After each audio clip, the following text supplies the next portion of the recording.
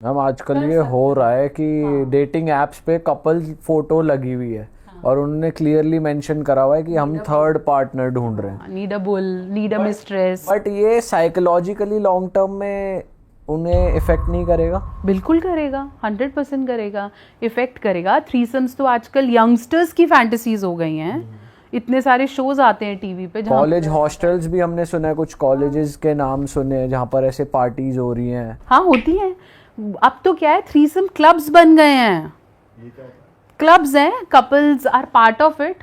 आप क्लब जाओ और कोई किसी के साथ भी एक्सचेंज कर ले, but they are all are medically tested. तो वो पर्टिकुलर आपको पता है कि हमारी सोसाइटी में एक थ्रीसम क्लब है। तो ये दिल्ली में है, कहाँ पे है? हाँ ये चल रहा है, हमें नहीं पता क्योंकि हमारी आंखें बंद है, लेकिन वो हर जगह हो रहा है। Threesome clubs, bull clubs. Bull clubs क्या? मतलब male is considered as bull, तो some males are being invited and that is called bull club. और क्या क्या नई नई चीज आपको पता लग रही है कि हमें भी पहली बार सुन रहे हैं हम भी कि ये तो चल मतलब रहा मेरे पास ऐसे पेशेंट्स आते हैं, मैम हम ना थ्रीसम क्लब में हैं और ऐसे ऐसे एक मेल है, मुझे बहुत पसंद है लेकिन मेरे हस्बैंड को वो पसंद नहीं है। कर तो मैं सकती हूँ लेकिन लड़ाई हो जाएगी फिर।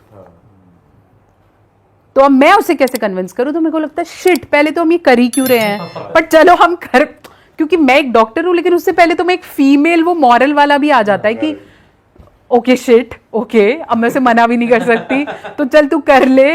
बट अब मैं उस तीसरे पार्टी को कैसे कन्विंस करूं, और मेरे हस्बैंड को वो पसंद नहीं है, वो कहता है उसी आदमी के साथ कर जिससे वो कंफर्टेबल है। अच्छा। अरे अब वही बात है कि आप कहीं भी जुड़ोगे तो लड़ाइयाँ दुश्मनियाँ वो वहाँ से भी शुरू हो जाती हैं। आजकल ये भी टाइम मिलने लगा है कि तू 2 महीने मेरे साथ कर, फिर मैं तेरे को 1 या 2 दिन का टाइम दूंगी वेयर यू कैन रिफ्रेश, और फिर वापस आ जा। ये लड़कियां अलाउ कर रही है अपने हस्बैंड्स को? पार्टनर्स भी कर रहे हैं। मैम मोस्टली मुझे ऐसा लगता है कि ये जो वाइल्ड फैंटेसीज या वियर्ड फैंटेसीज है ये अल्ट्रा रिच क्लास में ज्यादा है, क्योंकि मिडिल क्लास तो अपने कामकाज और एक्सपेंसेस में स्ट्रगल कर रहा है। एम आई राइट? या हर जगह ही है ये चीज? नहीं, तुम बिल्कुल सही कह रहे हो। क्यों? क्योंकि मिडिल क्लास वाला बंदा यही है, खुद बाउंड्री बनाता है और फिर खुद फंस जाता है। करना तो चाहता है लेकिन नॉर्मल और एबनॉर्मल मिडिल क्लास ने ही तो बना दिया कि इससे ऊपर गलत है, इतने पैसे से ऊपर कमाना नहीं है, एक बीवी से ऊपर रख बना के फिर अब वो खुद सोच रहा होता है कि मैं दूसरी कर लूँ क्या। उसके खुद के मॉरल्स बीच में आ जाते हैं। अब कितने फीमेल्स हैं कि मैम मेरा हस्बैंड पिछले 4-5 सालों से कुछ नहीं है, मेरे ऑफिस में कोई है, मैं उसके साथ अच्छा फील करता हूँ या करती हूँ, मैं उसके साथ चली जाऊँ क्या, बात करना शुरू कर दूँ क्या। अब इसमें सही और गलत क्या है? अगर आपके पार्टनर के साथ आपका इमोशनल बॉन्ड नहीं है और आपको किसी और से लगता है, वो भी मैरिड है, आप भी मैरिड हो, आप दोनों को पता है कि हम फैमिलीज नहीं तोड़ेंगे, बच्चे हैं, साथ में हो, और फिर आप काउंसलर से पूछो कि क्या करें, तो क्या आंसर है? तो आप क्या बोलते हो? मैं ये बोलती हूँ कि अगर आप बहुत ज़्यादा हो इसके अंदर तो अपने हस्बैंड को बता के कर ले।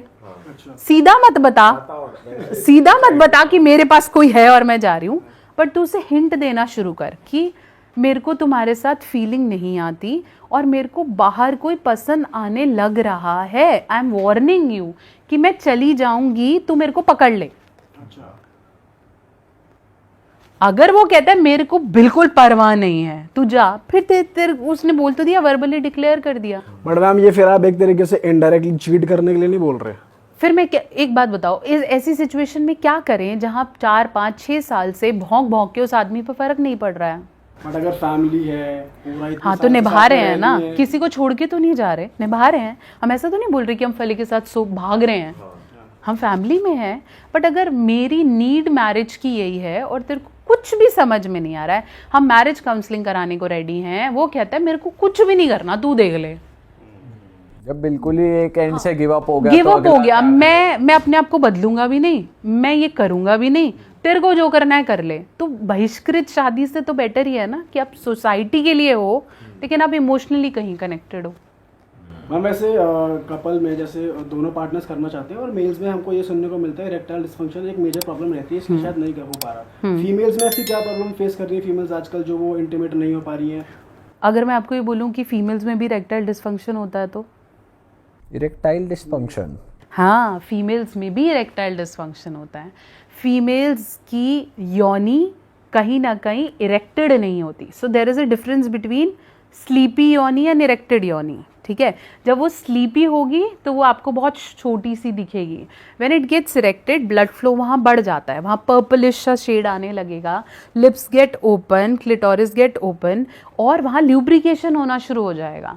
अगर वो ल्यूब्रिकेशन नहीं है और इरेक्शन नहीं है तो फीमेल को भी इरेक्टाइल डिस्फंक्शन होता है, जिसकी वजह से वो सेक्स नहीं करना चाहती या फिर उन्हें पेनफुल होता है. अब ये भी लोगों तक पहुंचाना हमारी जिम्मेदारी है कि फीमेल में भी अगर आपको कोई औरत मना कर रही है तो उसका ये मतलब नहीं है कि वो बहाने दे रही है. हो सकता है शी नीड्स ट्रीटमेंट.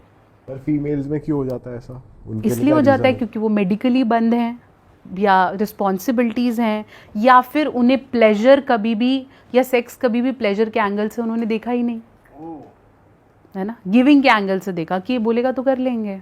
तो फीमेल्स में भी इरेक्टाइल डिस्फंक्शन जैसा है, जो कि medical reasons, personal reason, hormonal reasons, lifestyle issues, अच्छा, जो सबसे बड़े रीजंस हैं. आईवीएफ क्यों हो रहे हैं आजकल? हम कहते हैं ना आईवीएफ पे बहुत बढ़ते जा रहे हैं.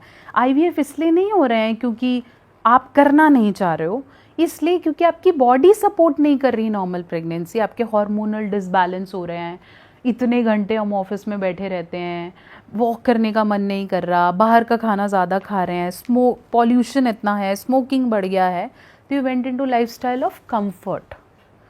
क्यों कंफर्ट? क्योंकि फिजिकली इतनी थक रहे, मेंटली थक रहे हैं. क्योंकि अगर मैं घर आके सोऊंगा नहीं या मैं रिलैक्स नहीं होऊंगा या थोड़ी देर नेटफ्लिक्स नहीं देखूंगा, मैं कल जाके मेंटली ऑफिस में अवेलेबल कैसे होऊंगा? तो हम फिजिकली तो छोड़ रहे हैं बॉडी को कि बट हम फिजिकली रिचार्ज नहीं कर रहे, हम मेंटल रिचार्ज करते हैं कि ये देख लिया क्योंकि कल मेंटल. तो हम मेंटल वाले स्ट्रक्चर में चलते रहते हैं और हमारी फिजिकल बॉडी पीछे हो जाती है. फिर सेक्स करने का मन तो कर रहा है लेकिन बॉडी साथ नहीं दे रही. तो then you have libido but your body is not capable enough to have a child. तो अब हार्मोनल प्रॉब्लम्स होंगी, स्पर्म क्वालिटी नहीं बचेगी, तो आप जाओ फिर. तो जहाँ वहाँ पे भी जाओगे तो डॉक्टर पहले बोलेगा देखो मैं कर दूंगा ट्रीटमेंट, आईवीएफ, आईयूआई सब हो रहा है, कर देंगे हम, तेरे को अपने लाइफस्टाइल पे काम करना पड़ेगा. अगर तो अपना बच्चा चाहिए, मतलब अपनी बॉडी से चाहिए, नहीं तो ढूंढो सरोगेट्स. सरोगेट्स वो देखते हैं जो हेल्दी खाते होते हैं, उनको फिर पूरा टाइम वो उस लेवल का बनाते हैं. उन्हें बोलते सारे काम छोड़ दो, सरोगेसी के लिए तैयार करो. तुम क्यों नहीं तैयार हो रहे वैसे? क्योंकि तुम कमा रहे हो. मैम, अगर कोई कपल बेबी प्लान कर रहा है तो आप उन्हें क्या रिकमेंड करते हो कि कुछ पर्टिकुलर मंथ्स होते हैं कि बेबी प्लान करने से पहले ऐसी डाइट, ऐसी लाइफस्टाइल कर लो, तो वो आप क्या प्लान देते हो? अगर कोई, मैं तो शादी से पहले भी डाइट प्लान देती हूँ. अगर आपको लगता है मेरी शादी नवंबर में है और मैं अभी से ट्राई करना चाहूँ तो we have a plan. Females भी ले सकती है, मेल भी ले सकते हैं. बेबी प्लान करने से 6 महीने पहले स्मोकिंग, अल्कोहल ये सब छोड़ना पड़ेगा फॉर 6 मंथ्स, दैट्स इट. इससे आपकी स्पर्म क्वालिटी बेटर होती है. मेल्स को जिंक रिच, फोलेट रिच खाना खाना शुरू करना पड़ेगा, जिससे उनके जो प्रजनन शक्ति है, जिसे हम बोलते हैं द रिप्रोडक्टिव पावर, वो बढ़ना शुरू हो जाए. फ्रेश होम कुक्ड मील्स खाने पड़ेंगे, पैकेटेड फूड से बाहर आना पड़ेगा, कार्बोनेटेड ड्रिंक्स छोड़ने पड़ेंगे, और ये जो भी आपकी शुगरी चीज़ें आप ले लेते हो उसे छोड़ना पड़ेगा, क्योंकि कॉम्प्लेक्स कार्ब्स आपकी बॉडी में स्पर्म क्वालिटी या रिप्रोडक्शन को नहीं होने देगा. साथ साथ पेल्विक स्ट्रेचेस बढ़ाने पड़ेंगे, मतलब कमर के नीचे का सारा भाग आपको एक्टिवेट करना पड़ेगा. चाहे आप वॉक करके करें, चाहे आप पेल्विक फ्लोर एक्सरसाइजेस करें, कीगल करें, स्क्वैट्स करें, बंजीज करें, whatever you do, your lower parts haves to be active. Female में भी पेल्विक अगर स्ट्रॉन्ग नहीं है तो आप पोजिशंस नहीं ले सकते. अरे वाह, आपने ये वीडियो यहाँ तक देख ली भाई, तुमने हमारी मेहनत सफल कर दिया. तुम ही लोग हो असली रियल हिट. और अगर आपको बहुत मजा आ रहा है ऐसी क्लिप्स में, ऐसी वीडियोस में, तो फटाफट जाइए प्लेलिस्ट पे बिंज वॉच कीजिए, सारी वीडियोस देख डालो और मौज काटो. That is it. हम मिलेंगे नए पॉडकास्ट में, नई क्लिप में. Till then bye bye, see you, take care, do subscribe.